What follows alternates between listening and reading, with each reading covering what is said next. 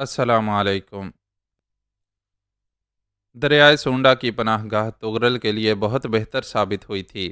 اس نے ان غاروں کو بھی ناقابل تسخیر بنا لیا تھا، جو دریائے سونڈا کے اس کنارے پر پہاڑوں کے درمیان موجود تھے۔ تیمور کی ذہانت کام کر رہی تھی، اور تغرل خان کے بقیہ ساتھی اس کے لیے بہترین ثابت ہوئے تھے۔ دریائے سونڈا کے اس علاقے میں تغرل خان نے ایک بار پھر اپنی حکومت قائم کر لی تھی۔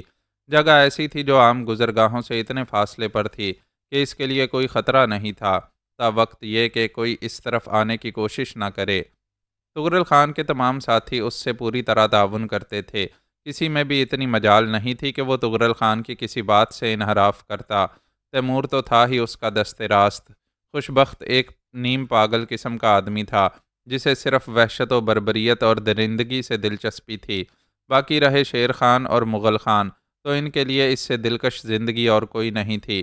تغرل خان نے انہیں ہر طرح کی آزادی دے رکھی تھی۔ اندھیر نگری قائم ہو چکی تھی، اجڑی اور لٹی ہوئی بستیوں سے عورتیں بھی حاصل کی جاتی تھیں۔ گو تغرل خان اور تیمور خان ان حالات سے دور تھے، لیکن باقی لوگوں پر کوئی روک ٹوک نہیں تھی۔ خوش بخت خان بھی ان حالات سے روشناس ہو چکا تھا، لیکن اس کے مشاغل ذرا مختلف تھے۔ مثلاً ایک بستی سے اس نے ایک خوبصورت لڑکی کو اغوا کیا اور اسے اپنے ساتھ لے آیا۔ وہ اس انداز میں تغرل خان اور تیمور خان کو دیکھ رہا تھا کہ جیسے یہ سوچ رہا ہو کہ یہ لوگ مداخلت کریں گے، لیکن تغرل خان کو اس کی ہر برائی پر بے پناہ خوش ہوتا تھا، جیسے اس کی دلی آرزو بر آ رہی ہو۔ یہ حقیقت بھی تھی کہ راول خان کے بیٹے میں وہ ہر ایسی متانت چاہتا تھا جس کا انسانیت سے کوئی تعلق نہ ہو، اور وہ وحشت کی ان منزلوں میں آ جائے جہاں انسان انسانیت کے نام سے شرمانے لگے۔ چنانچہ خوش بخت خان جو بھی کرتا، تغرل خان اس کی پذیرائی ہی کرتا تھا۔ مظلوم اور معصوم لڑکی خوش بخت خان کی درندگی کا شکار بنتی رہی، اور جب خوش بخت خان کا جی بھر گیا تو پھر تیمور کو اس کی لاش بھی ایک پہاڑی پتھر پر پڑی ہوئی ملی۔ اس کے جسم کا گوشت جگہ جگہ سے غائب تھا۔ خوش بخت خان نے اپنی ہوس کا نشانہ بنانے کے بعد اسے زندگی سے محروم کر دیا تھا، اس کا گوشت چٹ کر گیا تھا۔ تغرل خان کو یہ اطلاع ملی تو وہ کہے لگانے لگا، آہ چاچا جان، میرے پیارے چاچا جان، کاش تمہیں یہ بھی معلوم ہو جاتا کہ تمہارے بیٹے میں کیسی کیسی صفات پیدا ہو گئی ہیں۔ تیمور خان اور بڑے سر والے یار، ذرا یہ سوچ کہ ہم اپنے چاچا خان کو یہ اطلاع کیسے فراہم کریں۔ کوئی ایسا ذریعہ تو ہونا چاہیے کہ چاچا خان بھی اس منظر سے لطف اندوز ہو، جب ان کا بیٹا ان کی امیدوں کا مرکز انسانی گوشت کا رسیا ان کی نگاہوں میں آئے، اور وہ اپنی آنکھوں سے یہ دلچسپ منظر دیکھیں۔ تیمور خان اندر ہی اندر لرز کر رہ گیا۔ واقعی انتقام کا یہ ایک ایسا طریقہ تھا جس کے بعد کوئی اور طریقہ نہیں سوچا جا سکتا تھا، لیکن تغرل خان کی مخالفت اس کے لیے موت کے مترادف تھی۔ چنانچہ اس نے کہا، ابھی جلدی کیا ہے خان، ذرا اسے پکا ہونے دو، پھر کوئی ترکیب سوچیں گے۔ ہاں ہاں، بالکل بالکل، یہ بات ذہن میں رکھنا تیمور خان کہ ہمارے چچا خان کو یہ منظر اپنی آنکھوں سے دیکھنا لازمی ہے۔ خیر چھوڑو ان باتوں کو، اب یہ بتاؤ کہ ہمیں کیا کرنا چاہیے۔ ہمارے پاس دولت کے انبار لگ چکے ہیں، اور ایک بار پھر قبیلوں کے آدمی سر جوڑ کر تغرل کے لیے بیٹھ گئے ہیں کہ اب انہیں ان کے خلاف کیا کرنا چاہیے۔ دیکھا تم نے تیمور خان، میں نے نیکیوں کے راستے پر چلنا چاہا، لیکن ان لوگوں نے مجھے اس کی اجازت نہیں دی۔ وہ تغرل خان کو اس کے اصل روپ میں دیکھنا چاہتے تھے۔ میرے خلاف غداری ہوئی، بغاوت ہوئی، لیکن اس سے پہلے ہی میں نے زرنگاہ کو اپنی زندگی کا مرکز بنا کر یہ فیصلہ کر لیا تھا کہ کچھ بہتری پیدا کی جائے، اور دیکھا تم نے کہ میں نے اپنے لوگوں پر بھی کس طرح پابندیاں عائد کر دیں، اور سب کے سب مجھ سے منحرف ہو گئے۔ لیکن تیمور خان، اب تغرل خان کو اپنی حماقت کا احساس ہو گیا ہے۔ بھلا کیا مجال تھی کسی کی اگر میں اپنے انداز میں نرمی پیدا کرتا کہ وہ میرے خلاف بغاوت کرتا یا مجھ سے منحرف ہوتا۔ میں نے ان تمام چیزوں کو منظور کر لیا تھا، اور وہ بوڑھا سندل خان جو میرے لیے نیک ہونے کی دعائیں مانگتا تھا، کون سی دعا اثر لائی؟ میرا شہنشاہ مجھ سے چھین لیا گیا، اور تیمور خان یہ سن کر کہ شہنشاہ نہیں ہے تو کچھ نہیں ہے، کچھ بھی نہیں رہے گا۔ میں رفتہ رفتہ ان پہاڑوں میں رہنے والوں کو فنا کر دوں گا۔ اس کے بعد ان ویران پہاڑوں میں صرف ہوائیں چلا کریں گی، جو ان سوکھے ہوئے انسانی جسموں سے ٹکرا کر ان فضاؤں کو بدبودار بنا دیں گی۔ سمجھے تیمور خان، میں ان ہواؤں کو زہریلا کر دوں گا۔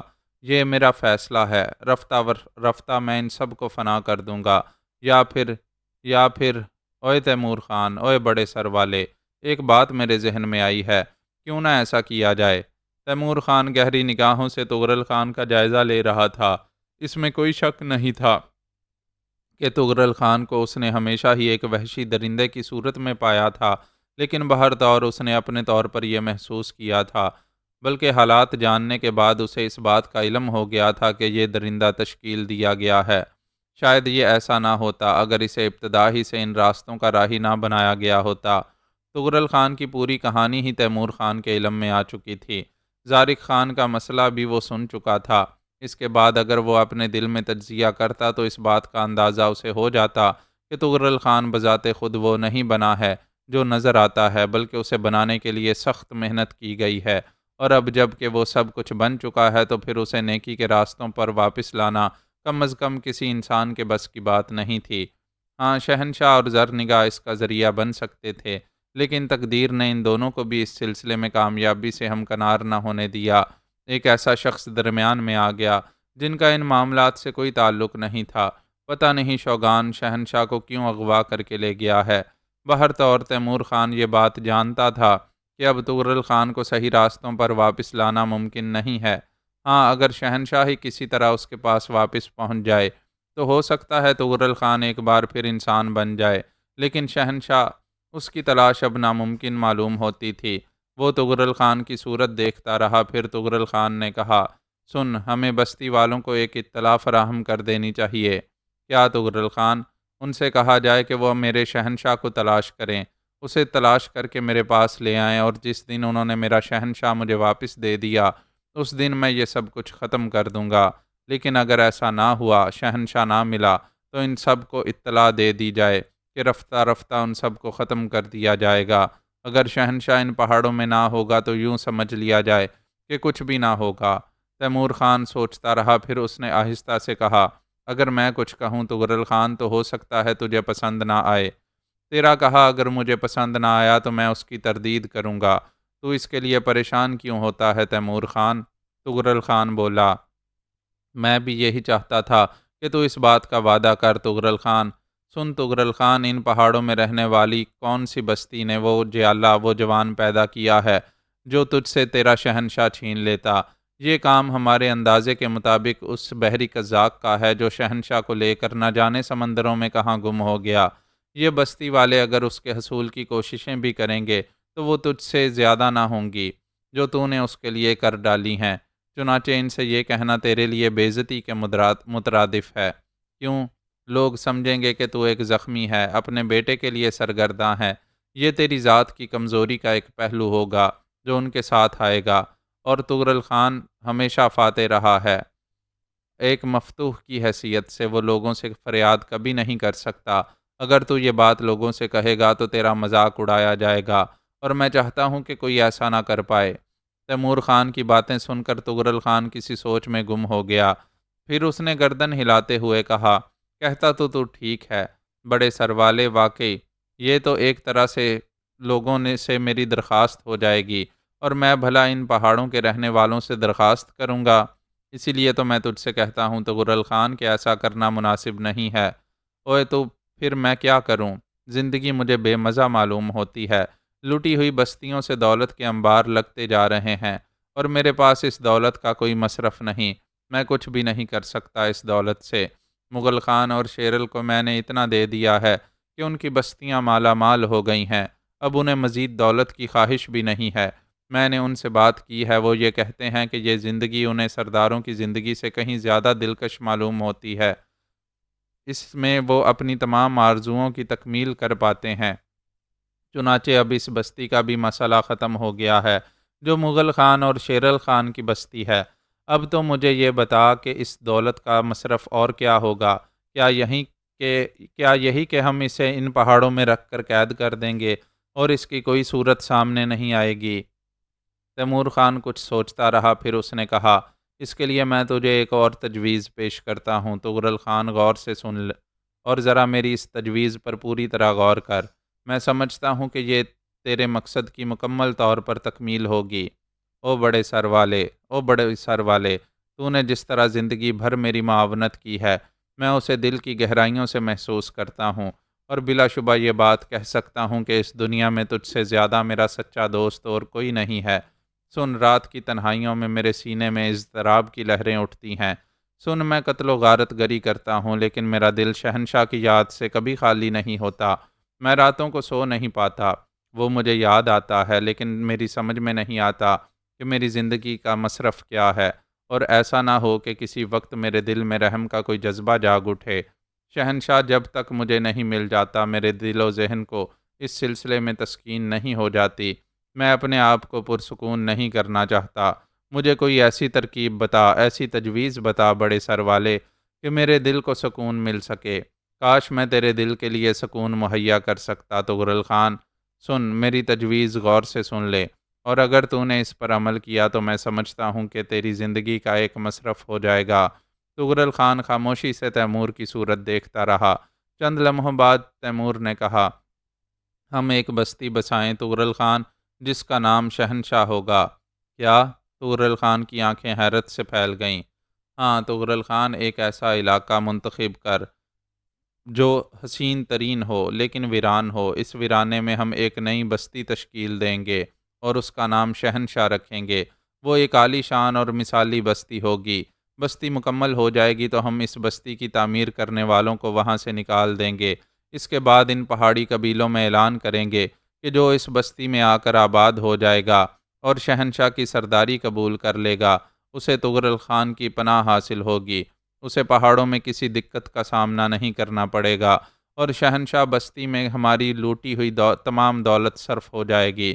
دیکھنے والے اس بستی کو دیکھیں گے اور شہنشاہ کو ہمیشہ یاد رکھیں گے۔ طغرل خان، اس سے زیادہ شہنشاہ کو اور کوئی خراج تحسین نہیں پیش کیا جا سکتا۔ پھر اس بات کے بھی امکانات ہیں کہ شہنشاہ کا رخ زندگی میں کبھی ان پہاڑوں کی جانب ہو تو وہ اپنے لیے ایک آباد بستی پائے۔ میرا خیال یہ ہے طغرل خان کہ یہ سب کچھ ہمارے لیے بہت موزوں رہے گا۔ طغرل خان حیرت و دلچسپی سے منہ کھولے ہوئے تیمور خان کی باتیں سن رہا تھا۔ اس نے آہستہ سے کہا، اس بستی کے اطراف میں باغات لگے ہوں گے جن میں پھلوں کے اتنے ذخیرے ہوں گے کہ لوگوں کے منہ میں پانی آ جائے گا۔ بستی کے مکانات اتنے خوبصورت ہوں گے کہ دیکھنے والے انہیں کھلونوں سے زیادہ تشبیہ دیں گے۔ اس کی گلیاں، اس کی سڑکیں، اس کے بازار، اس میں حسن ہی حسن ہوگا۔ آہ تیمور خان، کیا یہ ممکن ہے؟ کیا یہ ممکن ہے؟ بالکل ممکن ہے۔ ایسا کیوں نہیں ہوگا طغرل خان، اگر ہم اس کے لیے کوششیں کریں گے۔ دیکھ، دریائے سونڈا کے کنارے ہمارا یہ مسکن دنیا کی نگاہوں سے محفوظ ہے۔ یہاں بستی یہاں سے کافی فاصلے پر ہونی چاہیے۔ ہم اس کے لیے تمام تر انتظامات کریں گے۔ طغرل خان اپنی جگہ سے اٹھا۔ اس نے تیمور کی بغلوں میں ہاتھ ڈالا اور اسے سینے سے لگا کر اس کی پیشانی چومتے ہوئے کہا، میں جانتا تھا کہ تو میرے لیے ایک انعام کی حیثیت رکھتا ہے، اور تیری یہ بڑی کھوپڑی۔ تو اطمینان رکھ تیمور، اگر تو مر گیا تب بھی میں اس کھوپڑی کو کاٹ کر ہمیشہ اپنے پاس محفوظ رکھوں گا، کیونکہ اس سے جو ذہانت کی باتیں نکلتی ہیں وہ بے مثال ہوتی ہیں۔ ارے واہ، تو نے تو واقعی میری زندگی کا ایک حسین مصرف بنا دیا ہے، ایک ایسا مصرف جو میری روح کے لیے تسکین کا باعث ہوگا۔ ہاں بالکل درست ہے تیمور خان، ہم ایسا ہی کریں گے، ہمیں ایسا ہی کرنا چاہیے، مگر ہمیں اس بستی کے لیے مزدور کہاں سے ملیں گے؟ جن بستیوں میں ہم جائیں گے اور جو ہمارے نام سے کانپتی ہیں، وہاں سے ہم مزدور طلب کریں گے۔ اس طرح اس بستی کی تعمیر کریں گے، انہیں دولت سے نوازیں گے، ہر وہ چیز دیں گے جو ان کی طلب ہوگی۔ یہ مزدور بھی اس طرح زندگی بسر کریں گے کہ لوگ ان پر رشک کریں گے۔ تو سوچ، اس طرح ہم کتنی کامیابیاں حاصل کر سکتے ہیں۔ مجھے منظور ہے۔ اب تو یوں کر تیمور خان کے اس سلسلے میں پورا منصوبہ بنا لے، مجھے بتا کہ ہم آغاز کہاں سے کریں۔ اگر تجھے یہ تجویز پسند ہے تو ظاہر ہے ہمیں اس سلسلے میں کسی سے کوئی مشورہ نہیں کرنا۔ مغل خان اور شیر خان بھلا اس کی کیا مخالفت کریں گے، اور پھر انہیں اس کی ضرورت بھی کیا ہے؟ رہ گیا خوش بخت خان، تو جانتا ہے کہ وہ کیا چیز ہے۔ ٹھیک ہے، کل سے ہمارا یہ کام شروع ہو جائے گا، طغرل خان نے پرمسرت انداز میں کہا، اور تیمور خان گردن ہلانے لگا۔ اس میں کوئی شک نہیں تھا کہ تیمور خان نے طغرل خان کی توجہ اس طرف مبذول کر کے بہت تعمیری کام کیا تھا۔ اس سے بہتری کے کچھ امکانات پیدا ہو سکتے تھے۔ تیمور خان بذات خود طغرل خان سے کچھ ایسی انسیت رکھتا تھا کہ وہ اس کا ساتھ کسی طور چھوڑنے پر آمادہ نہیں تھا۔ اس نے تغرل خان کی فطرت میں بہت سی نمایاں تبدیلیاں پیدا کر دی تھیں۔ تیمور خان ہی کا کام تھا کہ زرنگاہ کے سلسلے میں اس نے تغرل خان کو کچھ نکتے سمجھا کر تغرل خان کی زندگی کا مقصد ہی بدل دیا تھا، اور وہ انسانیت کی جانب واپس لوٹنے لگا تھا۔ مگر وہ کیا کرتا، جبکہ تقدیر ہی تغرل خان کو وہ سب کچھ بننے دینا نہیں چاہتی تھی جو تیمور خان اسے بنانا چاہتا تھا۔ بہرطور وہ اس سلسلے میں خود بھی غور و خوض کرتا رہا۔ دوسرے دن مغل خان اور شیرل کے سامنے بھی یہ تجویز پیش کر دی گئی۔ خوشبخت خان تو خیر کسی گنتی میں ہی نہ آتا تھا، اور نہ ہی اسے ان تمام چیزوں سے کوئی دلچسپی تھی، چنانچہ وہ اس سے دور ہی رہا۔ شیرل اور مغل نے بھی اس سلسلے میں کوئی ترمیم نہیں پیش کی تھی، اور پھر 5 سفید گھوڑے ان پہاڑوں میں نکل گئے۔ وہ ایک طویل منصوبہ بندی کر کے نکلے تھے، اور انہیں کافی عرصے تک ان پہاڑوں میں سرگرداں رہنا تھا، لیکن خوش قسمتی کی بات یہ تھی کہ اس سلسلے میں انہیں بہت زیادہ قد و کاوش نہ کرنی پڑی۔ ایک حسین آبشار کے کنارے زمین بنجر پڑی ہوئی تھی۔ خضر و جھاڑیاں اور گھاس کے سرسبز میدان دور دور تک پھیلے ہوئے تھے۔ آبشار کے ارد گرد پہاڑوں نے ایک دائرہ سا بنایا ہوا تھا۔ اس علاقے سے یہ لوگ پہلے بھی گزر چکے تھے، لیکن اس نقطہ نگاہ سے پہلے نہ دیکھا تھا۔ یوں تو پہاڑوں کا یہ عظیم الشان سلسلہ نہ جانے کیسے مناظر رکھتا تھا، لیکن یہ جگہ ان سب کو ہی پسند آئی تھی۔ تغرل خان نے وہاں اپنا گھوڑا روک دیا۔ تیمور کے ہونٹوں پر مسکراہٹ پھیل گئی۔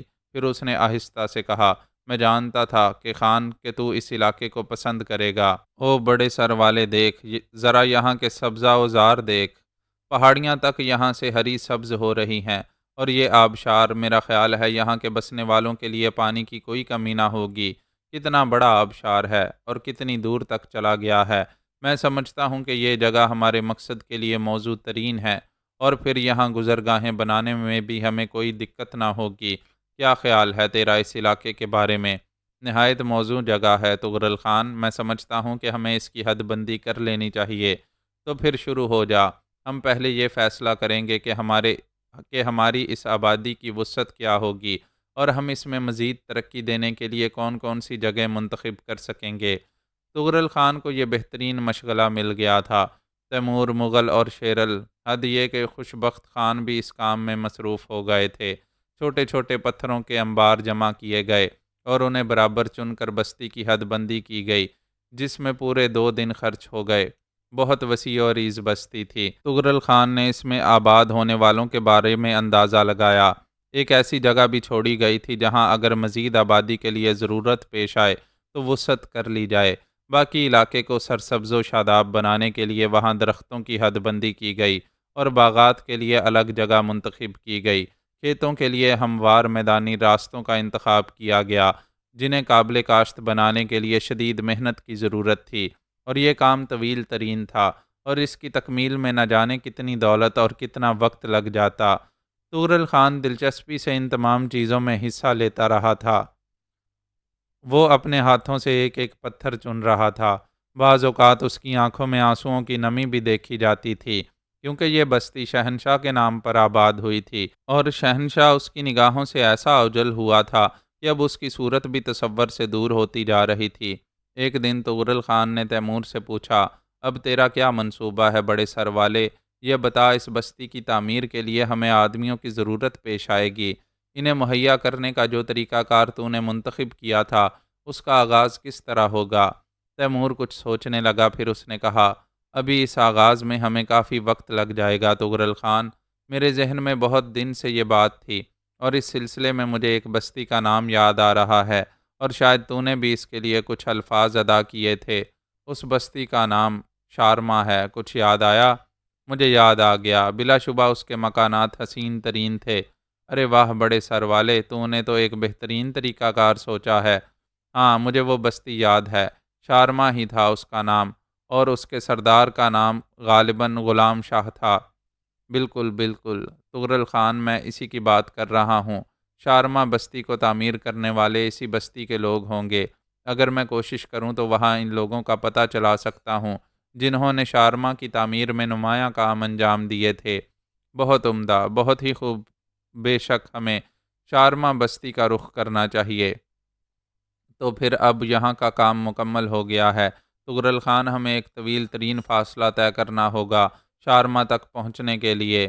اس سے کیا فرق پڑتا ہے، ہم اس کے لیے تیار ہیں۔ چنانچہ ایک صبح 5 سفید گھوڑے شارما بستی کی جانب نکل کھڑے ہوئے۔ راستوں کا تعین انہوں نے کر لیا تھا۔ ہر نگاہ سے بچتے ہوئے وہ شارما بستی کی طرف بڑھے چلے جا رہے تھے۔ شارما بستی سے کافی فاصلے پر ایک جگہ اپنے پڑاؤ کے لیے پسند کی گئی اور تیمور کو شارما بستی جا کر مطلوبہ جوانوں کے بارے میں معلومات حاصل کرنے کے لیے ڈیوٹی سونپی گئی جو ان کے لیے کارآمد ہو سکتے تھے۔ تیمور مفلوک الحال مسافر کسی حالت میں بستی شارما میں داخل ہوا تو کسی کو اس پر کوئی شبہ نہ ہوا۔ تیمور نے وہاں پہنچتے ہی اپنا کام شروع کر دیا تھا، پھر جلد ہی وہ اپنے مقصد میں کامیاب ہو گیا۔ اس کی تمام تر معلومات کا نچوڑ ارجمند خان نامی ممار نے حل کر دیا، جس کے 2 بیٹے اور 3 بیٹیاں تھیں۔ اس کا شمار بستی شارما کے دولت مند لوگوں میں ہوتا تھا۔ یہ تمام معلومات حاصل کرنے کے بعد تیمور نے واپسی میں دیر نہ لگائی، پھر جلد ہی وہ تغرل کے سامنے تھا۔ تغرل خان، اگر ہم ارجمند کو قابو کر کے اس بستی کی تعمیر کی تمام تر ذمہ داری اس کے سپرد کر دیں تو تیرا کیا خیال ہے؟ یہ بہتر نہیں رہے گا؟ ہاں، یقیناً بہتر رہے گا، لیکن تیری معلومات کے مطابق ارجمند خاصا دولت مند ہے، اس لیے وہ فوری طور پر تو تیار نہ ہوگا۔ تو اس سے کیا فرق پڑتا ہے؟ ہم اسے کلاش کر دیں گے، اس کے دونوں بیٹوں اور 3 لڑکیوں کو اغوا کر لیں گے۔ اس کے بعد اس کے پاس ہماری بات ماننے کے سوا کوئی چارہ نہیں ہوگا۔ تیمور کی اس بات پر تغرل خان کے حلق سے بے ساختہ قہقہے ابل پڑے تھے، لیکن اس کے قہقہوں میں بھی کچھ اتنی درندگی تھی کہ ایک لمحے کے لیے تیمور جیسا شخص بھی کپ کپا کر ایک قدم پیچھے ہٹ گیا تھا کہ کہیں تغرل خان سرخوشی میں اس کا گلا ہی نہ دبوچ دے۔ بہت خوب تیمور، وہ ہنسی پر قابو پاتے ہوئے بولا، تو ہمیشہ میرا دل جیت لیتا ہے۔ اب چل تیاریاں کریں، ہم بستی کو کوئی نقصان نہیں پہنچائیں گے کیونکہ اس سے بہت کچھ وصول کر چکے ہیں، لیکن ارجمند کو کلاش ہو جانا چاہیے تاکہ وہ کام کی جانب مائل ہو جائے۔ اسی طرح 5 گھڑ سوار بڑی خاموشی سے خوابیدہ بستی میں داخل ہوئے اور خاموش قیامت کی مانند ارجمند کے نشیمن پر بجلی بن کر ٹوٹ پڑے۔ پھر پل بھر میں ہی ارجمند خان کا سب کچھ لٹ چکا تھا۔ اس کے دونوں بیٹے اغوا ہو گئے، لیکن بیٹیاں خوش بختی سے اس وقت گھر پر موجود نہیں تھیں، جس کی وجہ سے وہ بچ گئیں۔ ارجمند خان کو ہوش آیا تو اس نے خود کو بستی سے کوسوں دور ویرانے میں ایک شخص کے روبرو پایا، جس کی آنکھوں سے موت کا عفریت یوں جھانک رہا تھا جیسے اشارہ پاتے ہی وہ ارجمند کو دبوچ لے گا۔ ارجمند کو خون اپنی رگوں میں جمتا ہوا محسوس ہوا۔ اس نے خوفزدہ نگاہوں سے اپنے سامنے کھڑے دیو ہیکل وحشی شخص کو دیکھا۔ میرے دوست، میرا نام تغرل خان ہے۔ دیو ہیکل کے حلق سے غراہٹ نما آواز نکلی، ڈاکو تغرل خان۔ ارجمند پر غشی طاری ہونے لگی۔ تغرل خان کا نام کسی تعارف کا محتاج نہیں تھا۔ وہ اپنے پیروں پر کھڑا نہ رہ سکا اور زمین پر بیٹھ گیا اور وہ اسے مسکراتی نگاہوں سے دیکھنے لگا۔ میں نے سنا تھا ارجمند خان کہ تو بستی شارما کا دولت مند آدمی ہے، اور یہ دولت تو نے خوبصورت مکانات بنا کر جمع کی ہے، اور اس دولت کا اندازہ مجھے اس بات سے ہو گیا کہ اب تیری وہ تمام دولت میرے پاس محفوظ ہے، اور اس سے بھی بڑی دولت تیرے وہ 2 بیٹے جو اس وقت میرے قبضے میں ہیں۔ چنانچہ کیا اس کے بل پر میں تجھ سے کوئی سودا کر سکتا ہوں؟ ارجمند کے منہ سے آواز تو نہ نکل سکی تھی، لیکن وہ سوالیہ نگاہوں سے تغرل کو دیکھنے لگا۔ تغرل خان نے پھر کہا، میں نے یہ طے کیا ہے کہ تیرے ان دونوں بیٹوں کو قتل کر کے ان کی لاشیں تیرے حوالے کر دوں اور تو آرام سے اپنی بستی میں چلا جا۔ نہیں خان، ایسا نہ کرنا۔ ارجمند شدت خوف سے بلک پڑا۔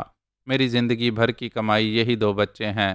دولت تو نے حاصل کر لی ہے، وہ تیری ہے، مجھے اس کی ضرورت نہیں، لیکن ایسا نہ کرنا خان، میں زندہ نہ رہ سکوں گا۔ میں بھی تیری زندگی چاہتا ہوں ارجمند خان، میں تیری اور تیرے بیٹوں کی زندگی چاہتا ہوں، اور سن، تیری وہ دولت جس سے اب تو محروم ہو چکا ہے تجھے واپس مل جائے گی۔ نہ صرف یہ دولت بلکہ تجھے اتنا ملے گا کہ تو دنیا کا سب سے دولت مند آدمی ہوگا۔ بول، سودا منظور ہے؟ ارجمند خان کی آنکھوں میں حیرت کے آثار نظر آئے۔ اس نے اپنی آنکھیں خشک کرتے ہوئے کہا، میں اپنے بیٹوں کی زندگی کی قیمت پر دنیا کا ہر کام کر سکتا ہوں تغرل خان۔ جو وعدہ میں تجھ سے کروں گا اسے پورا کرنے کے لیے زندگی کی بازی لگا دوں گا۔ بس میرے بیٹوں کی جان بخشی کر دے۔ چل، کر دی، تغرل خان نے شاہانہ انداز میں کہا، لیکن جو الفاظ تو نے ادا کیے ہیں تجھے اس کی تکمیل کرنا ہوگی۔ آہ میرے دوست، میں تیرا شکر گزار ہوں۔ تغرل خان، اس سے بڑی دولت میرے لیے اور کوئی نہیں ہے۔ میرے بچے مجھے واپس دے دے۔ اس کے بعد جو چاہے تو اس کے بعد جو تو چاہے گا وہ میں کروں گا۔ تغرل پرخیال انداز میں گردن ہلانے لگا۔ ارجمند امید بھری نظروں سے تغرل خان کو دیکھتا رہا۔ تب تغرل نے تیمور سے کہا، تیمور، اس سے بات کر، باقی باتیں اس سے تو کر۔ تیمور نے گردن خم کی اور بولا، ارجمند خان، یہ تیری خوش بختی ہے کہ خان تغرل خان نے تیری اور تیرے بیٹوں کی جان بخشی کی اور تیری دولت تجھے واپس کر دی، لیکن اس کے بدلے تجھے جو کچھ کرنا ہے اس کی تفصیل سن۔ تجھے ایک بستی تعمیر کرنا ہوگی جو خوبصورتی میں اپنا ثانی نہ رکھتی ہو۔ اس کے لیے تیرے سامنے زر و جواہر کے انبار لگا دیے جائیں گے۔ تجھے ہر وہ سہولت دی جائے گی جس کی تو ضرورت محسوس کرے۔ ویسے اس کام کا تجھے باقاعدہ معاوضہ ملے گا۔ بول، تجھے منظور ہے؟ میں اپنے بیٹوں کی زندگی کے عوض دنیا کا ہر کام کرنے کے لیے تیار ہوں، مگر یہ کام تو میں بخوشی کروں گا۔ میں دل و جان سے تیار ہوں خان معظم۔ اب تو ہمارے لیے قابل احترام ہے۔ یہ بتا کہ کام کب سے شروع کرے گا؟ اس بار تغرل خان نے کہا، مجھے جگہ بتا دو، پھر میں ضروری سامان کی فہرست بنا کر ہی آگاہ کر سکوں گا، لیکن تیرے بیٹے یہ کبھی زبان نہ کھولیں گے، یہ میرا وعدہ ہے۔ ارجمند خان نے کہا، اور تغرل نے اسے تیمور کے ہمراہ جانے کی اجازت دے دی تاکہ وہ اپنی ضرورت کا سامان لا سکے۔ راول خان نے گلزادہ کی سرداری کو سختی کے ساتھ ٹھکرا دیا تھا اور صرف گزارے لائق ایک چھوٹے سے قطع اراضی کی خواہش کی تھی جس سے اپنے خاندان کا پیٹ پال سکے۔ ٹھیک ہے، تمہاری مرضی، شاہ بانو نے اس کی خواہش کے سامنے ہتھیار پھینکتے ہوئے کہا۔ میرے بھائی کی ہر خوشی میری خوشی ہوگی، لیکن زمینوں کا انتخاب مجھ پر چھوڑ دیا جائے۔ شاہ بانو نے راول کے لیے زمین کا انتخاب بڑی سوچ سمجھ کر کیا تھا۔ بستی گلزادہ اور شاہ گڑھی کے درمیان وسیع و عریض زمینیں پھیلی ہوئی تھیں اور یہی تھوڑا سا ویران علاقہ بستی گلزادہ کو شاہ گڑھی سے الگ کرتا تھا۔ شاہ بانو نے تمام زمینوں کی حد بندی کر دی اور بستی گلزادہ اور شاہ گڑھی کو درمیان سے ملا دیا اور یہ ساری زمین راول کے حوالے کر دی۔ اس زمین پر آپ کو سخت محنت کرنا پڑے گی بھائی راول خان، لیکن اس سے دو فائدے ہوں گے آپ کو۔ اس سے بڑا زمین کا کوئی حصہ شاہ گڑھی کے آس پاس دستیاب نہ ہو سکے گا اور اس طرح بستی گلزادہ شاہ گڑھی میں ضم ہو جائے گی۔ اس طرح شاہ گڑھی کو انتہائی مضبوط بھی بنایا جا سکتا ہے۔ گلزادہ کے رہنے والوں کو میں نے ہر وہ مراد دی ہیں جو شاہ گڑھی والوں کو حاصل ہیں، اور آپ یہ جائزہ لے سکتے ہیں کہ گلزادہ کے لوگ ناخوش نہیں ہیں، بلکہ اس طرح انہیں کافی آسانیاں حاصل ہو گئی ہیں، چنانچہ کسی کو اعتراض بھی نہیں ہوگا۔ راول خان نے گردن ہلاتے ہوئے کہا، میں اپنی زمین کے چپے چپے کو باغات کھیتوں سے سرسبز کر دوں گا۔ یہ میرا عزم ہے اور میں سمجھتا ہوں کہ مجھے اس سے بہتر موقع نہیں مل سکتا، لیکن شاہ بانو کچھ اور باتیں بھی کرنا چاہتا ہوں تم سے۔ تو اس میں اجازت کی کیا بات ہے میرے بھائی؟ شاہ بانو نے کہا، اس لیے کہ وہ باتیں ہی ایسی ہیں۔ خیر، آپ نے جو سمجھا، جو کچھ سوچا، وہ مناسب ہی سوچا ہوگا۔ کہیے، کیا کہنا چاہتے ہیں آپ؟ شاہ بانو، تم یہ زمین مجھے قیمتاً دو گی اور اسے آباد کرنے کے سلسلے میں مجھے سرمایہ درکار ہوگا، وہ بھی تم ہی مجھے فراہم کرو گی، اور اس کے لیے میں ایک معاہدہ کروں گا تم سے۔ اس زمین کی قیمت اور جو کچھ تم مجھے دو گی وہ منافع کے ساتھ قسطوں میں تمہیں ادا کیا جائے گا۔ میرا بھائی اگر یہ ضروری سمجھتا ہے تو مجھے اس پر کوئی اعتراض نہیں ہوگا، تو پھر پہلے کاغذی تیاریاں مکمل کر لی جائیں۔ یہاں میں اعتراض کروں گی، کاغذی تیاریاں نہیں بلکہ زبانی گفتگو ہی کافی ہے۔ شمروز وہاں کا سردار ہے اور میرے بعد وہی سب کچھ دیکھے گا، میں اسے بھی اس گفتگو کے بارے میں بتا دوں گی۔ بس میرے بھائی اس پر اعتراض مت کرنا، ورنہ تم مجھے شرمندگی کی آخری حدوں تک دھکیل دو گے۔ شاہ بانو نے عاجزی سے کہا اور راول خان تیار ہو گیا۔ چنانچہ تمام معاملات طے ہو گئے۔ راول نے ایک بالکل نئی زندگی کی ابتدا کر دی۔ جلد ہی اس کی محنت رنگ لانے لگی۔ اب ہر طرف لہلہاتے کھیت جھومنے لگے۔ اس کی بیوی اور بیٹیاں بھی ہر کام میں ہاتھ بٹاتی تھیں۔ بیٹیوں نے رفتہ رفتہ بیٹوں کا روپ دھار لیا تھا۔ اب وہ باقاعدہ گھڑ سواری بھی کرتی تھیں۔ راول نے انہیں کبھی کسی کام سے نہ روکا تھا۔ شاہ بانو بھی ان کے اس رنگ ڈنگ پر نہ صرف خوشی کا اظہار کرتی تھی بلکہ ان کی حوصلہ افزائی بھی کرتی تھی۔ شمروز نوجوان تھا، اسے اکثر مسائل میں راول کے مشوروں کی ضرورت پیش آتی تھی اور وہ اکثر اس کے پاس حاضری دیتا تھا۔ وہ راول کی صلاحیتوں کا دل سے معترف تھا۔ آج بھی کسی اہم معاملے پر گفتگو کرنے کے لیے اس سے وقت مقرر تھا، چنانچہ وہ تیار ہو کر راول خان کے گھر کی جانب چل پڑا۔ سورج آسمان کی بلندیوں پر چمک رہا تھا، دھوپ بہت تیز تھی اور شمروز کو شدید پیاس لگ رہی تھی۔ وہ اپنے گھوڑے کو تیز رفتاری سے دوڑا رہا تھا کہ جلد از جلد اپنی منزل تک پہنچ سکے۔ ابھی اس نے آدھا فاصلہ بھی طے نہیں کیا تھا کہ پیاس کی شدت زیادہ بڑھ گئی۔ اس نے گھوڑے کو روکا اور ادھر ادھر دیکھا کہ کہیں پانی دستیاب ہو جائے۔ تھوڑے ہی فاصلے پر اسے ایک کنواں نظر آیا تو وہ آہستہ آہستہ اپنے گھوڑے کو کنویں کے نزدیک لے گیا۔ دفعتاً ہی اس کا گھوڑا ہنہنایا اور شمروز چونک کر ادھر ادھر دیکھنے لگا۔ تھوڑے ہی فاصلے پر اس نے ایک سیاہ گھوڑے کو دیکھا۔ گھوڑے کے قریب ہی اسے شب چراغ نظر آئی، ایک عجیب و غریب لباس میں ملبوس، چہرہ پسینے سے تر، بال بکھرے ہوئے، لیکن شمروز اس کے دھوپ کی تمازت سے چمکتے ہوئے چہرے کو دیکھتا رہ گیا تھا۔ شب چراغ فوراً ہی اپنی جگہ سے اٹھی اور شمروز کے پاس پہنچ گئی۔ شمروز کے ہونٹوں پر مسکراہٹ پھیل گئی۔ تم یہاں کیا کر رہی ہو؟ کام کر رہی ہوں، شب چراغ بے پرواہی سے بولی۔ اس طرف کھیتوں میں کچھ کام تھا، میں نے سوچا آج نمٹا ہی دوں۔ اور حلیہ کتنا خراب کر لیا ہے تم نے، شمروز خان نے اپنائیت سے کہا اور شب چراغ مسکرا دی۔ ہاں حلیہ، لیکن یہ حلیہ خراب تو نہیں ہے۔ محنت کشوں کے چہرے پر جگمگاتا پسینہ تو ان آبدار موتیوں سے کہیں زیادہ قیمتی ہوتا ہے، خان شمروز خان، جو خزانوں میں بے مقصد پڑے ہوتے ہیں۔ میں پیاسا ہوں، اگر پیاس نہ ہوتی تو تمہاری اس بات کا ضرور جواب دیتا۔ پہلے مجھے پانی پلا دو۔ شب چراغ تیزی سے ایک طرف بڑھی، پھر اس نے ایک خوشنما پیالے میں شمروز کو پانی پیش کیا۔ شب چراغ شمروز پانی پی کر پیالہ واپس کرتے ہوئے بولا، لڑکی ہو کر اتنی محنت کرتی ہو، تمہیں تھکن محسوس نہیں ہوتی؟ کیا لڑکیاں انسان نہیں ہوتی خان؟ شب چراغ نے بے ساختہ جواب دیا۔ شمروز نے سر سے پاؤں تک اسے دیکھا اور پھر اس کے ہونٹوں پر مسکراہٹ پھیل گئی۔ ہاں انسان تو ہو اور بہت خوب ہو۔ شمروز کی آنکھوں کی تپش نے اچانک ہی شب چراغ کو بوکھلا دیا۔ اس نے حیرت سے شمروز کو گھورا اور پھر اس کی آنکھوں سے جھانکتی شرارت کا مفہوم بھانپ کر اس کے عارض پر حیا کی لالی سی پھیل گئی اور اس کی پلکوں کی چلمن خود بخود جھک گئی۔ شمروز اس کی یہ کیفیت دیکھ کر بے ساختہ ہنس پڑا۔ یہی میں تمہیں بتانا چاہتا تھا شب چراغ۔ کیا؟ اس نے معصومیت سے پوچھا۔ یہی کہ تمام تر قوتوں اور محنت کشی کے باوجود تمہارے اندر نسوانیت موجود ہے۔ میں سمجھی نہیں۔ اب میں یوں دھوپ میں تمہیں سمجھانے سے رہا۔ شمروز نے ہنستے ہوئے سورج کی طرف اشارہ کیا۔ اوہ لیکن تم تو کہیں جا رہے تھے۔ ہاں لیکن یہیں آ رہا تھا، اگر تم چاہو تو میں چلا جاؤں۔ نہیں نہیں، بیٹھو تھوڑی دیر، میرا خیال ہے تم دھوپ سے مجھ سے زیادہ پریشان نظر آتے ہو، شب چراغ نے کہا، اور شمروز کنویں کی منڈیر کے پاس ایک درخت کی چھاؤں میں بیٹھ گیا۔ وہ کچھ دیر تک آنکھیں بند کیے بیٹھا رہا۔ اسی اثنا میں شب چراغ اس کے گھوڑے کو پانی پلا کر گھاس ڈال چکی تھی۔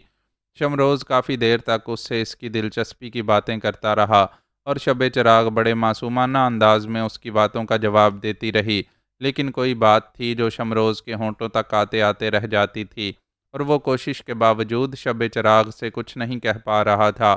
یوں تو راول کے پورے گھرانے نے اسے کافی متاثر کیا تھا، لیکن اس لمحے جب وہ شب چراغ کے ہمراہ تنہا تھی، اس کے انداز فکر میں تبدیلی آتی جا رہی تھی۔ اس نے ان نظروں سے کبھی شب چراغ کو نہیں دیکھا تھا۔ آج اسے وہ حسن کا ایسا مجسم شاہکار نظر آئی تھی جو کسی بھی نوجوان کے دن کا چین اور راتوں کا سکون چھین سکتی ہے۔ کیا تم کل بھی یہاں آؤ گی؟ شمروز نے دوران گفتگو دھڑکتے دل کے ساتھ پوچھا۔ ہاں کیوں نہیں، ابھی تو یہاں کافی کام ہے۔ اگر تم کل اس طرف سے گزرو گے تو مجھے یہیں کام کرتا پاؤ گے۔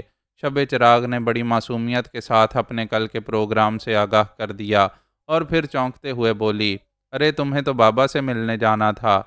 اوہ میں تو تمہاری باتوں میں بھول ہی گیا۔ شمروز جھینپ کر اٹھ کھڑا ہوا، لیکن اس نے کئی بار پلٹ پلٹ کر شب چراغ کو دیکھا تھا جو اسے دیکھ دیکھ کر مسکرا رہی تھی۔ وہ سفر طے کرتا ہوا راول خان کے پاس پہنچ گیا۔ راول استقبالیہ نگاہوں سے شمروز کو دیکھ رہا تھا۔ آؤ شاہ گڑھی کے حکمران شمروز خان، راول خان کا تمہیں سلام۔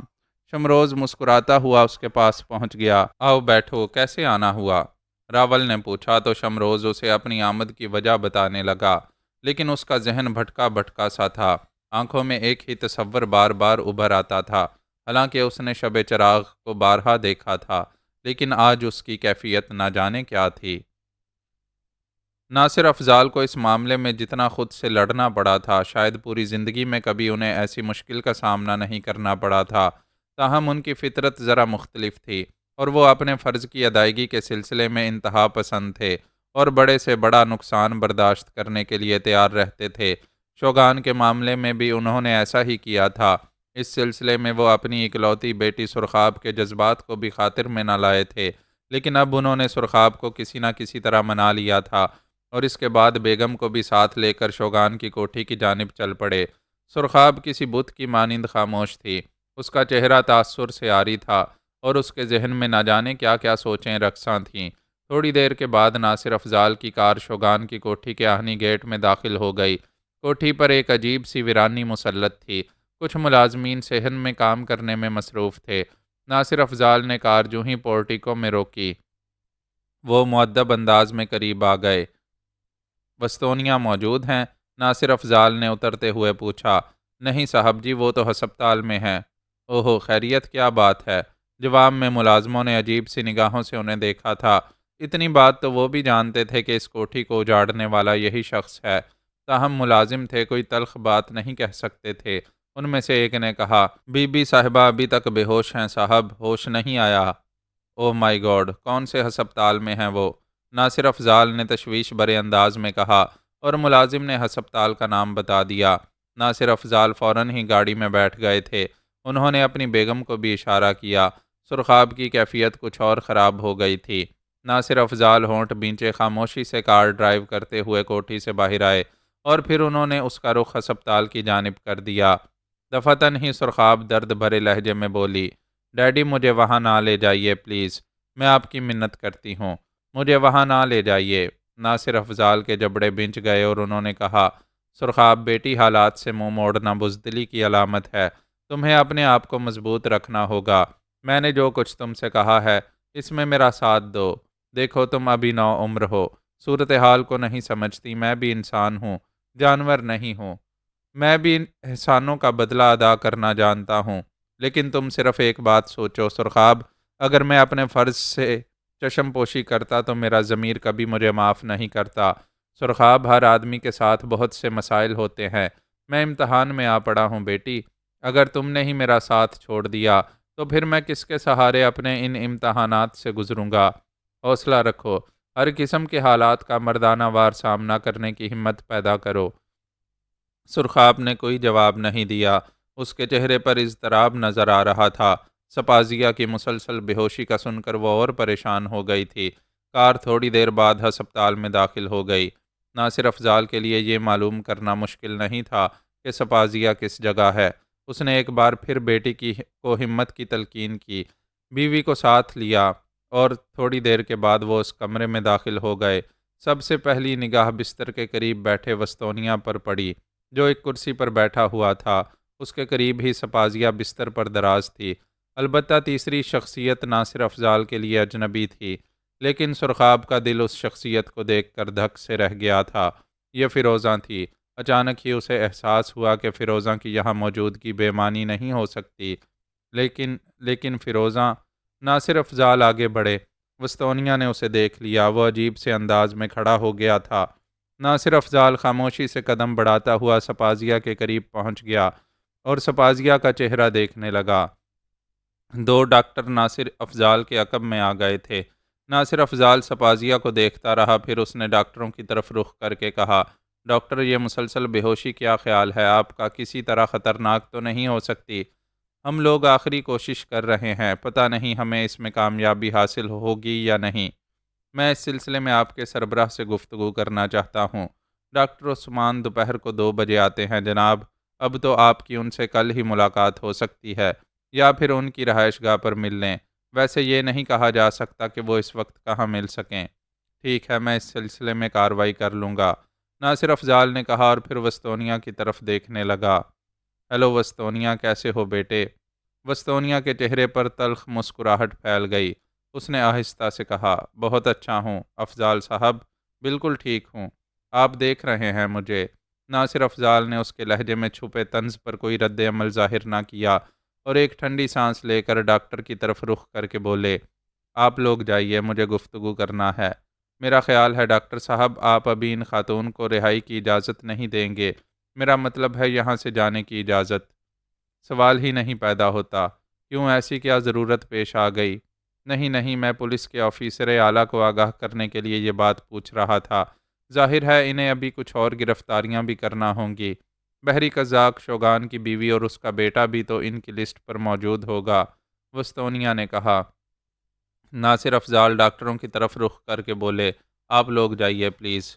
دونوں ڈاکٹر خاموشی سے چلے گئے تھے۔ ناصر افضال نے وستونیا کی طرف دیکھ کر کہا، میں انہیں گرفتار کرنے نہیں آیا وستونیا۔ اوہو، آپ کتنے رحم دل ہیں ناصر صاحب، واقعی ایک پولیس آفیسر کو ایسا ہی ہونا چاہیے۔ خیر اگر یہ ہوش میں آ جائیں تو آپ انہیں ضرور گرفتار کر لیجئے۔ جہاں تک میرا مسئلہ ہے تو میں نے فرار ہونے کی کوشش نہیں کی، میرے ہاتھ ہتھکڑیوں کے لیے حاضر ہیں ناصر صاحب۔ نہیں وستونیا، جسے گرفتار کرنا تھا اسے گرفتار کر لیا گیا ہے۔ تمہارے بارے میں یہ بات معلوم نہیں ہو سکی کہ تم بھی بحری قزاقی میں معاون رہے ہو، اگر ایسا ہوتا تو مجبوراً مجھے تمہیں بھی گرفتار کرنا پڑتا۔ اوہ، تب آپ کی معلومات نہایت ناقص ہیں۔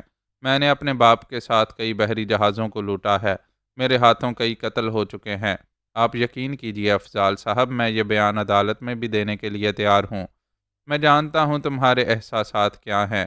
تمہیں شاید یاد ہوگا کہ میں نے تم سے ایک سوال کیا تھا کہ اگر فرض کی ادائیگی میں رشتے آڑے آ جائیں تو کیا کرنا چاہیے، تو تم نے جواب دیا تھا کہ فرائض کی تکمیل کے لیے جو کچھ بھی کرنا پڑے وہ جائز ہوتا ہے۔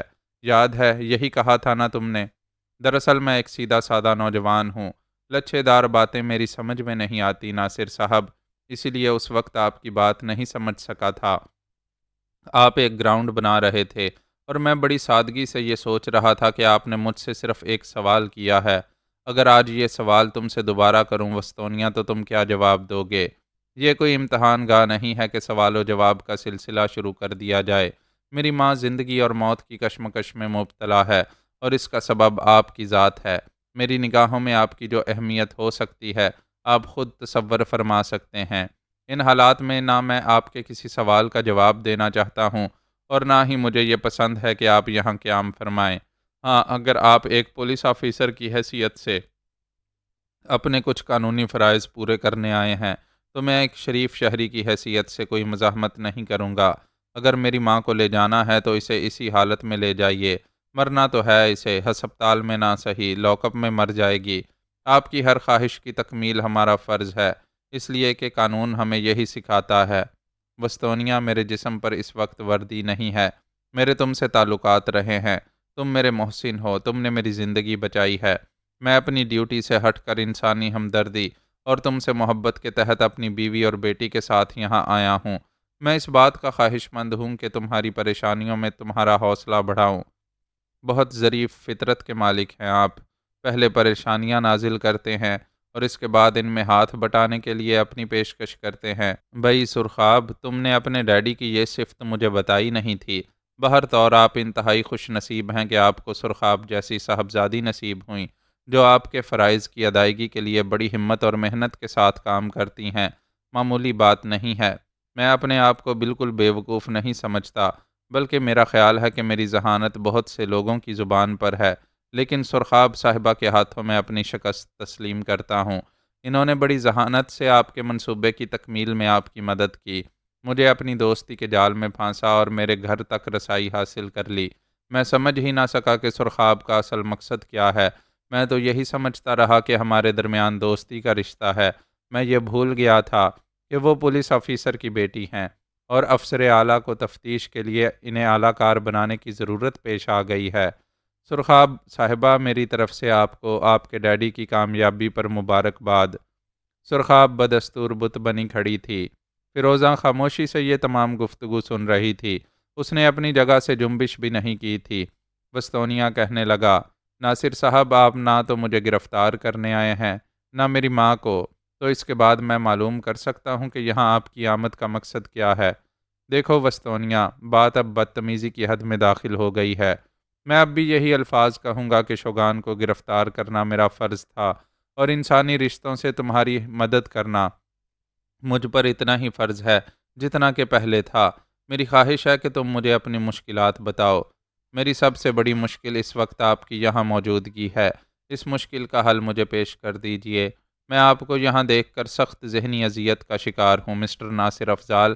کیا یہ ممکن نہیں کہ آپ یہاں سے چلے جائیں؟ وسطونیہ نے کہا اور ناصر افضال کے ہونٹوں پر ایک تلخ مسکراہٹ پھیل گئی۔ پھر انہوں نے کہا، ٹھیک ہے بیٹے، میں یہاں سے جا رہا ہوں۔ تم یہ ثابت کر رہے ہو کہ… ناصر افضال جملہ ادھورا چھوڑ کر خاموش ہوئے تو وسطونیہ ہنس پڑا۔ جی جی، بعد کا جملہ میں نے مکمل کر لیا ہے۔ آپ یہی کہنا چاہتے ہیں نا کہ میں اپنے الفاظ سے ثابت کر رہا ہوں کہ میں ایک جرائم پیشہ باپ کا بیٹا ہوں۔ میں اس سے کب انحراف کرتا ہوں؟ ناصر افضال صاحب، شوگان میرا باپ ہے اور یہ میری ماں ہے۔ میں آپ سے وہی کچھ کہہ سکتا ہوں جو میرے ذہن میں آ سکتا ہے۔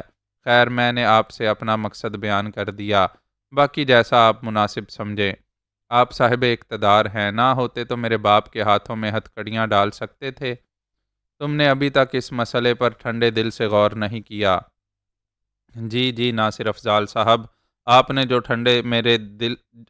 ٹھنڈک میرے دل کو بخشی ہے، کیا کہوں اس کے بارے میں، سوائے اس کے کہ نہ جانے کون سے جذبے مجھے روک رہے ہیں، اور میں سمجھتا ہوں کہ آپ کو ان جذبوں کا ممنون ہونا چاہیے، ورنہ دوسری صورت میں آپ کو اس گرفتاری کے نتیجے میں اتنا خوبصورت جواب ملتا کہ… میں سمجھ رہا ہوں، غور کر رہا ہوں وسطونیہ، غور کر رہا ہوں تمہاری شخصیت پر۔ یہ بات میرے علم میں آ چکی ہے کہ شوگان کا بیٹا وسطونیہ مر چکا تھا۔ اگرچہ تم شوگان کے بیٹے نہیں ہو، مگر اس کے رنگ میں پوری طرح رنگے ہوئے ہو۔ ناصر افضال صاحب، اس احمقانہ خیال کو اپنے دل سے نکال دیجئے۔ مجھے اپنی ماں اور اپنے باپ کا بیٹا ہونے پر فخر ہے اور آپ پر شرم آتی ہے۔ ارے ہم تو جرائم پیشہ لوگ ہیں، ہم نے تو جرم کی دنیا میں آنکھ کھولی ہے، لیکن آپ جیسے شریف لوگ ہم نے اس سے پہلے نہیں دیکھے۔ بیٹیوں کا سہارا لے کر آپ اپنی نوکری برقرار رکھے ہوئے ہیں۔ یہ لڑکی، یہ خوبصورت بلا ہے، اگر میرے ارد گرد نہ چکرا رہی ہوتی تو مجال تھی آپ کی کہ آپ ہم تک پہنچ سکتے۔ ناممکن تھا، ناممکن۔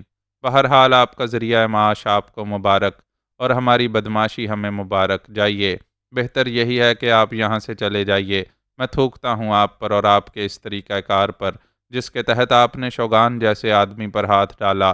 آپ یہاں سے چلے جائیے، یہ ہسپتال ہے، کہیں ایسا نہ ہو کہ آپ بھی اس کے کسی بستر پر دراز ہوں۔ ناصر افضال کا چہرہ سرخ ہو گیا تھا، وہ شدید غصے کے عالم میں کانپنے لگے تھے۔ پھر انہوں نے سرخاب کا ہاتھ پکڑا، بیوی کو اشارہ کیا اور ہسپتال کے کمرے سے باہر نکل آئے۔ سرخاب کا چہرہ دھلے لٹھے کی طرح سفید ہو رہا تھا۔ باہر آ کر ناصر افضال کار میں بیٹھے۔ پھر انہوں نے سرخاب سے کہا، ڈرائیونگ تم کرو گی؟ کیوں ڈیڈی، آپ کو کیا ہوا؟ سرخاب نے طنزیہ لہجے میں کہا، میں تم سب کو گولی مار دوں گا، سمجھے تم لوگ؟ مجھ پر اگر طنز کرنے کی کوشش کی تو اچھا نتیجہ نہیں نکلے گا۔ نہیں نہیں ڈیڈی، اب آپ پر طنز کرنے کی کیا گنجائش رہ جاتی ہے؟ چلیے میں ڈرائیو کر لیتی ہوں۔ ویسے جی خوش ہو گیا یہاں آ کر، واقعی یہی سب کچھ ہونا چاہیے تھا۔ بہت درست کہا وسطونیہ نے، میں اس سے پوری طرح متفق ہوں۔ ناصر افضال نے آنکھیں بند کر کے کار کی سیٹ سے پشت ٹکا دی اور سرخاب نے ڈرائیونگ سیٹ سنبھال کر کار سٹارٹ کر دی۔ ارجمند خان کو یقین نہیں آتا تھا کہ موت اس طرح آ کر ٹل جائے گی۔ وہ خوفناک لمحہ اس پر نازل ہوا تھا جس میں موت کے علاوہ کوئی اور تصور ممکن ہی نہیں تھا۔ اس کے بیٹے اس کی نگاہوں کے سامنے موت کے جال میں جا پھنسے تھے، تو نہ جانے کون سی نیکی کام آ گئی تھی کہ جان بچ گئی تھی، ورنہ یہ سب کچھ تو روایات کے بالکل خلاف تھا۔ کوئی تغرل کے چنگل میں جا پھنسے اور اس کے بعد اسے زندگی مل جائے، لیکن اسے زندگی مل گئی تھی، اور اب وہ اپنی نہیں بلکہ اپنے بچوں کی زندگی کے لیے دنیا کا ہر وہ کام کرنے کے لیے تیار تھا جس کا اس نے کبھی تصور نہ کیا تھا۔ لیکن جو کام تغرل اسے سونپنا چاہتا تھا وہ ایسا مشکل بھی نہ تھا۔ چنانچہ اپنا ساز و سامان حاصل کرنے کے بعد اس نے اپنے اہل خاندان کو سمجھایا کہ کوئی منہ سے آواز تک نہ نکالے، ورنہ ان کے خاندانوں کی تباہی کوئی نہ روک سکے گا۔ سب کو سمجھانے بجھانے کے بعد وہ تیمور کے ساتھ چل پڑا۔ اپنے ساتھ وہ تمام ساز و سامان لے آیا تھا جو اس کے ابتدائی معاملات میں کام آ سکتا تھا۔ تغرل بھی مطمئن تھا۔ سفر جاری رہا۔ ارجمند خان نے موقع کی نزاکت کو محسوس کرتے ہوئے اپنا رویہ انتہائی بہتر رکھا تھا۔ وہ جانتا تھا کہ تغرل جیسے وحشی کو قابو میں کرنے کے لیے یہی ایک نسخہ سب سے زیادہ کارگر ہے کہ وہ اس کی ہر ہدایت پر بلا چون و چرا عمل کرتا رہے۔ طویل فاصلہ بالآخر طے ہو گیا اور یہ سب لوگ اس علاقے میں پہنچ گئے جہاں انہوں نے بستی شہنشاہ آباد کرنے کا فیصلہ کیا تھا۔ تغرل بھی دوران سفر ارجمند خان سے بہت بے تکلف ہو گیا تھا اور اسی کے تعاون کی وجہ سے اس کے ذہن میں اس کے لیے خاصی گنجائش پیدا ہو گئی تھی۔ ارجمند اپنی گفتگو میں اس بات کا اظہار کرتا تھا کہ وہ پہاڑوں میں ایک ایسی مثالی بستی قائم کرے گا جس کی مثال کم از کم ان پہاڑوں میں نہیں مل سکے گی، اور یہاں ہی نہیں دور دراز تک اس بستی کا کوئی جواب نہیں ہوگا۔ تغرل اس بات سے بہت خوش ہوا تھا۔ اس نے ارجمند سے کہا، ارجمند خان اس بستی کی تعمیر کے بعد تو اپنی باقی زندگی دوسرے کاموں میں صرف کرے گا، اس جیسی کوئی دوسری بستی تعمیر نہیں ہونی چاہیے۔ میری زندگی ہی کتنی ہے خان، اس بستی کی تعمیر میں ہی میری بقیہ زندگی صرف ہو جائے گی، اور میرے بیٹے وہ تو بالکل ناکارہ ہیں اس سلسلے میں، ان میں سے کسی میں اتنی صلاحیت نہیں ہے کہ وہ میرے فن کو آگے بڑھا سکیں۔ ان میں سے کوئی نہیں جانتا کہ فن تعمیر کیا چیز ہے، چنانچہ سمجھ لو خان کہ اس جیسی دوسری بستی کا تصور بھی نہیں کیا جا سکتا۔ دنیا کے ان عجائبات کی طرح جو ایک بار تعمیر ہوئے تو اس کے بعد ان کا جواب کہیں نہ مل سکا۔ تغرل اس جواب سے بہت خوش ہوا تھا۔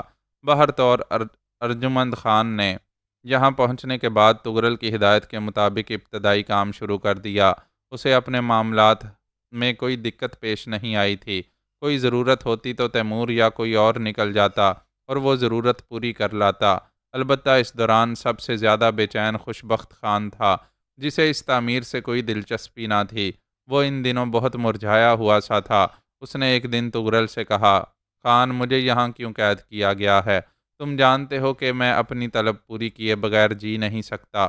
تغرل نے اسے مسکراتی نگاہوں سے دیکھتے ہوئے کہا، خوشبخت، میں نے تجھے کب روکا ہے؟ جا اپنی طلب کی تلاش میں، لیکن ایک بات کان کھول کر سن لے۔ اگر کہیں گرفتار ہو جائے تو اس علاقے کے بارے میں کسی کو کچھ نہ بتانا، سمجھا؟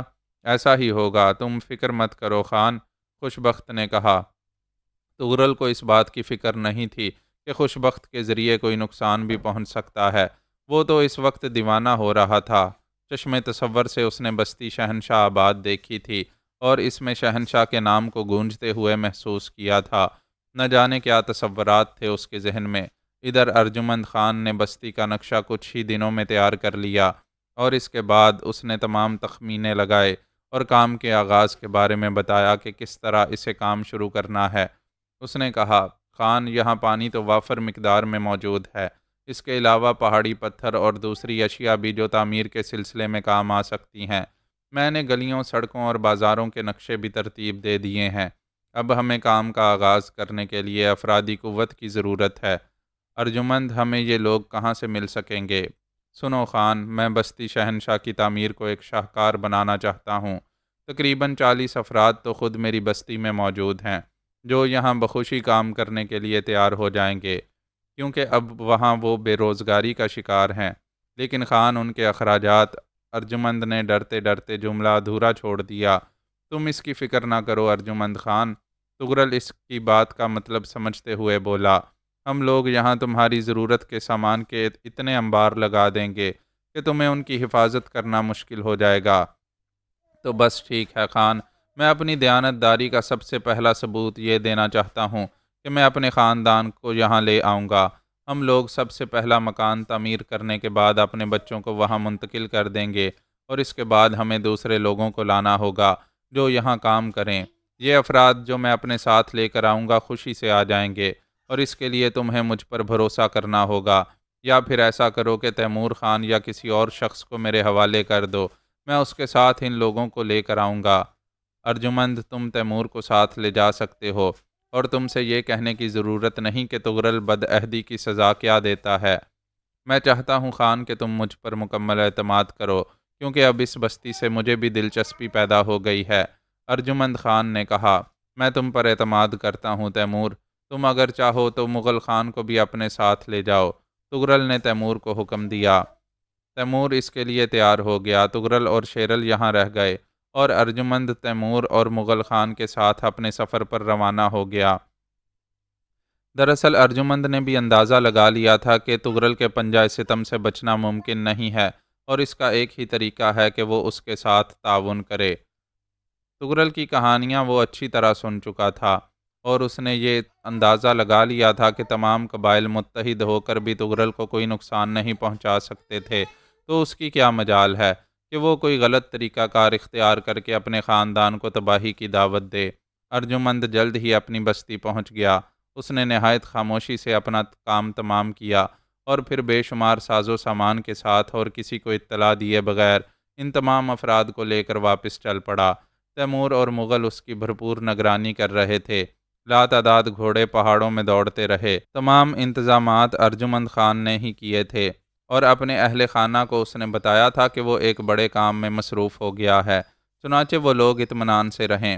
یہاں پہنچنے کے بعد ارجمند نے برق رفتاری سے کام شروع کر دیا۔ جگہ جگہ پانی کے حصول کے لیے تالاب بنائے گئے۔ بستی کی حد بندی ہونے لگی۔ تمام افراد بھرپور طریقے سے کام کر رہے تھے۔ ادھر تغرل نے دریائے سونڈا کے کنارے واقع غاروں سے تمام دولت منتقل کرنا شروع کر دی تھی۔ اتنا خزانہ اور مال و اسباب تھا کہ دیکھنے والوں کی آنکھیں شدت حیرت سے پھیل گئیں۔ یہی بات یہیں تک محدود نہ رہی۔ تغرل نے تیمور اور اپنے باقی ساتھیوں کی مدد سے اجناس اور دوسری اشیاء کے عظیم الشان ذخائر بھی وہاں جمع کر دیے۔ کچھ عرصے بعد خوشبخت بھی خوش واپس آ گیا تھا، اور ان لوگوں کے درمیان کام میں شامل ہو گیا تھا۔ وہ خود بھی بہت طاقتور اور چست و چالاک تھا، اور کسی کے پھندے میں پھنس جانا اب اس کے لیے ممکن نہیں رہا تھا۔ خاص طور سے تغرل کی تربیت نے اسے اور زیادہ تیز ترار اور شاطر بنا دیا تھا۔ وہ تغرل کے لیے کارآمد تھا، اور اس کے معمولات تغرل کے مقاصد میں مزاحم نہیں ہوتے تھے۔ چنانچہ بستی شہنشاہ کی تعمیر زور و شور سے ہوتی رہی۔ ارجمند کے ساتھ آئے ہوئے تمام افراد کو یہ بتا دیا گیا تھا کہ انہیں ان کے کام کے سلسلے میں اتنی دولت ملے گی کہ وہ زندگی بھر کے لیے خوشحال ہو جائیں گے۔ تغرل نے کمال مہربانی سے کام لیتے ہوئے ان کے سامنے یہ بھی اعلان کیا تھا کہ اگر وہ اس کام کی تعمیر کے ساتھ ساتھ بستی کے مکمل ہونے کے بعد یہاں کے شہری بننا چاہیں گے تو انہیں بہت سی زمینوں اور انعام و اکرام سے تو نوازا جائے گا۔ وہ اپنے اہل خاندان کو یہاں لا کر آباد کر سکیں گے، انہیں گھر دیے جائیں گے، اور انہیں دوسرے تمام لوگوں پر ترجیح دی جائے گی۔ اس بات سے وہ لوگ خوش ہو گئے۔ یوں بستی شہنشاہ کی تعمیر کا کام دن رات زوروں شور سے جاری تھا۔ تیمور نے بلا شبہ تغرل کو ذہنی طور پر آسودگی بخش دی تھی، اور اب اس کی تمام دلچسپیاں بستی شہنشاہ سے منسوب ہو گئی تھیں۔ ڈاکہ زنی ہوتی تھی، لیکن بہت کم۔ ضرورت کی اشیاء کے ابھی اتنے ذخائر موجود تھے کہ مزید کسی شے کی ضرورت نہیں پیش آتی تھی۔ تاہم تغرل احتیاط کے پیش نظر اس بستی کو دولت سے مالا مال کرنے کے لیے ڈاکے ڈالتا رہتا تھا۔ بستیوں میں تباہی پھیل جاتی تھی، لیکن ابھی بستی شہنشاہ کا نام کسی عام شخص کے کانوں تک نہیں پہنچا تھا۔ تباہی اور لوٹ مار کے ساتھ ساتھ تغرل کا اب ایک کام اور بھی ہو گیا تھا۔ وہ یہ کہ 10-15 مضبوط قسم کے جوان ہر بستی سے ہانک لاتا تھا، اور ان جوانوں کو موت اپنی شہرک سے بھی قریب تر معلوم ہوتی تھی۔ لیکن بستی شہنشاہ میں پہنچ کر جب انہیں ایک شاندار زندگی ملتی تو وہ خوشی سے سرشار ہو جاتے تھے۔ تغرل اور تیمور مشورے کرتے رہتے تھے، چنانچہ اس کے بعد نئے مشوروں کے تحت انہوں نے اور بھی بہت سے اقدامات کیے۔ بہت سی بری عورتوں کو پکڑ کر یہاں لے آیا گیا، قہوہ خانے بنائے گئے، ناچ رنگ کی محفلیں جمنے لگیں، اور اس طرح یہاں کام کرنے والے ماحول میں خوشگوار تبدیلی محسوس کرنے لگے۔ بہت ہی پوشیدہ طریقے سے یہاں کام کرنے والوں میں سے کچھ نے اپنے اپنے خاندان بھی یہاں منتقل کر لیے تھے۔ تغرل، تیمور اور دوسرے تمام لوگ بہت خوش نظر آتے تھے۔ بس ایک خوش بخت تھا جسے حکم دیا گیا تھا کہ بستی کے کسی فرد کو اس کے ہاتھوں نقصان نہیں پہنچنا چاہیے۔ ہاں، اگر وہ چاہے تو اپنے شکار کی تلاش میں اطراف میں بھٹک سکتا ہے، اور خوش بخت نے یہ بات منظور کر لی تھی۔ کبھی کبھی وہ کچھ عرصے کے لیے باہر چلا جاتا تھا، اور نہ جانے کیا کیا درندگی کرنے کے بعد واپس آ جاتا تھا۔ غرض یہ کہ سلسلہ جاری رہا، اور بستی شہنشاہ کی شکل و صورت نکلتی رہی۔ اطراف میں شجرکاری بھی شروع ہو چکی تھی۔ ہر اس شے سے بستی شہنشاہ کو مزین کیا گیا تھا جو کسی بھی بستی کی خوبصورتی میں اضافہ کر سکتی تھی۔ ناصر افضال نے شاید زندگی میں اس سے زیادہ توہین امیز الفاظ کبھی نہیں سنے ہوں گے۔ وستونیا نے کیا کیا کہہ دیا تھا ان سے۔ بہر طور وہ گھر واپس آ گئے تھے۔ اور اس کے بعد دیر تک اپنے کمرے میں بیٹھے ہوئے سوچتے رہے تھے۔ عجیب بحرانی کیفیت کا شکار ہو گئے تھے۔ وہ یہ پہلا مرحلہ تھا کہ کسی مجرم کے سلسلے میں بات ان کے اپنے گھر تک پہنچ گئی تھی۔ وہ اپنے فرض کی ادائیگی میں کسی چیز سے نہیں ڈرے تھے، لیکن اس بار کیفیت مختلف تھی، خاص طور سے سرخاب کا رویہ۔ سرخاب نارمل نظر آتی تھی۔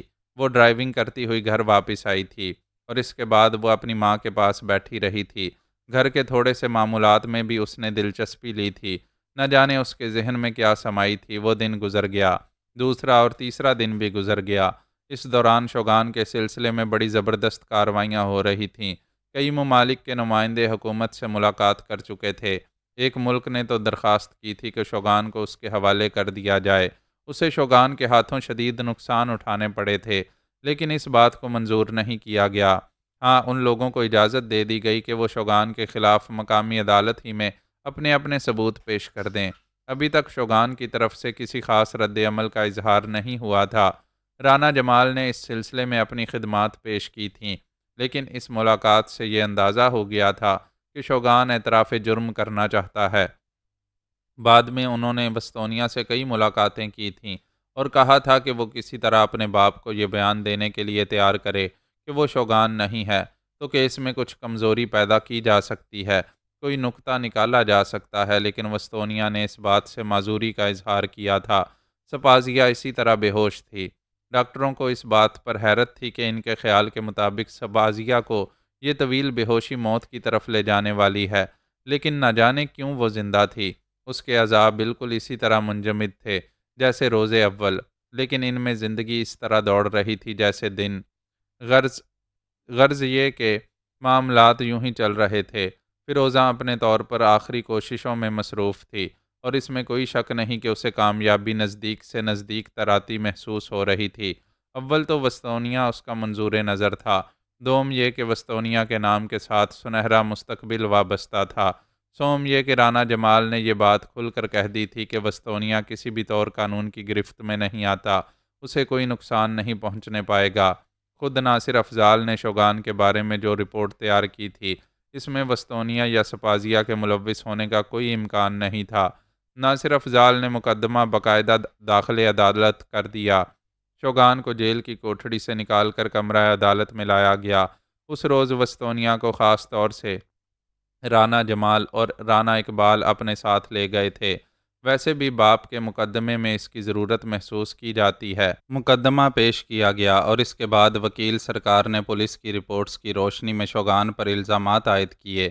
شوگان بہت پرسکون نظر آ رہا تھا اور اس کے چہرے پر کسی قسم کے تردد کے آثار نہیں تھے۔ وکلاء نے غیر ملکی نمائندوں کو بھی مدعو کر لیا تھا۔ شوگان کے سلسلے میں اخبارات میں بھی کافی ہنگامہ خیز خبریں تھیں۔ شوگان نے سرکاری وکیل کے تند و تیز الزامات کے بعد بڑے سکون سے اعتراف کر لیا تھا کہ وہی بحری قزاق شوگان ہے، اور پھر جب دیگر باتوں کے بعد قزاقی سے تائب ہونے کا تذکرہ آیا تو شوگان کی نگاہیں بے ساختہ وستونیا کی طرف اٹھ گئیں۔ قزاقی سے تائب ہونے کا باعث میرا بیٹا ہے، اسے میرا یہ پیشہ پسند نہیں تھا۔ شوگان نے وکیل کے جواب میں یہ پرسکون لہجے میں بتایا، آپ کا بیٹا؟ ہاں، میرا بیٹا۔ اس نے مجھ سے کہا کہ یہ سب کچھ برا ہے اور اس برائی کو چھوڑ دیا جائے اور شہر میں رہ کر ایک اچھی زندگی اپنائی جائے۔ ظاہر ہے اولاد انسان کے لیے بہت بڑی حیثیت رکھتی ہے۔ میں نے اپنے بیٹے کی بات مانی اور یہاں آ کر خود کو تبدیل کر لیا۔ آغا سیٹھ کی حیثیت سے میں نے بہت سے کاروبار پھیلائے اور یہ کاروبار بہت اچھے چل رہے ہیں۔ میں نے اپنے بیٹے کو شہر میں تعلیم دلوائی کیونکہ یہی مجھے ان راستوں پر لانے کا محرک تھا، اور میں غیر مطمئن نہیں ہوں۔ ظاہر ہے جو کچھ میں نے کیا چھپ جاتا تو چھپ جاتا، نہیں چھپا نہ صحیح، مجھے اس پر کوئی اعتراض نہیں ہے، شوگان نے جواب دیا۔ پھر عدالت نے اس کیس کے تحقیقاتی افسر ناصر افضال کو طلب کیا، جس نے اپنی تحقیقات کی روشنی میں یہ بات ثابت کرنے کی کوشش کی کہ وستونیا شوگان کا بیٹا نہیں ہے، لیکن شوگان نے اس کے بیان کو سختی سے جھٹلا دیا اور اسی بات پر جمع رہا کہ وستونیا اس کا بیٹا ہے۔ بالآخر طویل کارروائی کے بعد عدالت نے دوسری تاریخ مقرر کر دی۔ شوگان نے اپنے کہنے کے مطابق اپنے شوگان ہونے کا اعتراف کر لیا تھا۔ رانا جمال اس سلسلے میں بے بسی سے ہاتھ ملنے کے علاوہ اور کچھ نہ کر سکا۔ ویسے بھی رانا اقبال اور رانا جمال کے درمیان یہ بات طے ہو چکی تھی کہ کسی بھی قیمت پر شوگان کو کسی طرح کی ایسی سہولت فراہم کرنے کی کوشش نہیں کی جائے گی۔ یہ ان کے منصوبے کا ایک حصہ تھا۔ البتہ وستونیا کو شوگان کا بیٹا ظاہر کرنے کی خواہش ان دونوں کے دلوں میں بھی تھی، کیونکہ اسی بات سے ان کے مفادات وابستہ تھے۔ رانا جمال نے اس پیشی کے ختم ہونے کے بعد یہ کوششیں شروع کر دیں کہ آغا سیٹھ کے تمام اثاثوں کی تفصیلات مہیا کر لی جائیں اور ان میں سے چھان بین کر کے وہ تمام اثاثے الگ کر لیے جائیں جن کے بارے میں آغا سیٹھ نے بتایا ہے اور جن کے لیے باقاعدگی سے ٹیکس ادا کیے گئے ہیں۔ اس سلسلے میں ایک بھرپور اور مؤثر کارروائی عمل میں لائی گئی تھی، جس میں رانا اقبال اور رانا جمال دونوں شریک تھے۔ ادھر فیروزہ اپنا کام سر انجام دے رہی تھی۔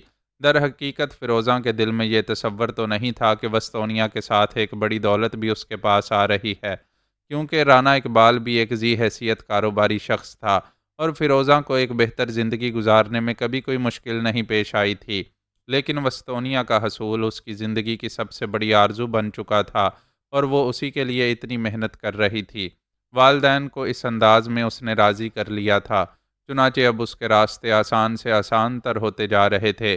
سرخاب کو جس انداز میں وستونیا نے نظر انداز کیا تھا، فیروزہ اس پر خوشی سے سرشار ہو گئی تھی۔ یہ موقع ایسا نہیں تھا کہ وہ خوشی کا اظہار کر دیتی، کیونکہ وستونیا خود سپازیا کے لیے پریشان تھا اور ظاہر ہے شوگان سے بھی اسے محبت تھی۔ چنانچہ فیروزہ نے خود کو کسی قسم کے اظہار سے باز رکھا تھا۔ اس وقت بھی وہ ہسپتال میں وستونیا سے گفتگو کر رہی تھی۔ کاش آغا سیٹھ اس سلسلے میں ذرا سا تعاون کر لیتے ہم سے۔ میرے انکل کا کہنا ہے کہ وہ اپنی تمام تر صلاحیتوں کو وقف کر دیتے اور آغا سیٹھ کو ہر قیمت پر قانون کے شکنجے سے نکال لیتے۔ وستونیا کوئی ایسی صورت نہیں ہو سکتی کہ آغا سیٹھ اپنا بیان بدل دیں۔ اب اس بات کی کیا گنجائش ہے فیروزہ، وہ عدالت میں اعتراف کر چکے ہیں، اور ویسے بھی مجھے یقین ہے کہ ڈیڈی کسی قیمت پر اپنا بیان بدلنے کے لیے راضی نہیں ہوں گے۔ انہوں نے جو فیصلہ کیا ہے وہ جذباتی حیثیت رکھتا ہے، لیکن فیروزہ میں بہت پریشان ہوں۔ میری سمجھ میں نہیں آ رہا کہ میں کیا کروں۔ وستونیا، کاش میں تمہاری پریشانیاں بانٹ لیتی، کاش میں تمہارے لیے وہ سب کچھ کر سکتی، لیکن فیروزہ ایک سسکی لے کر خاموش ہو گئی۔ وستونیا خلاؤں میں گھورنے لگا۔ معزز ناظرین و سامعین، لائک، کمنٹس اور شیئر ضرور کریں۔ شکریہ۔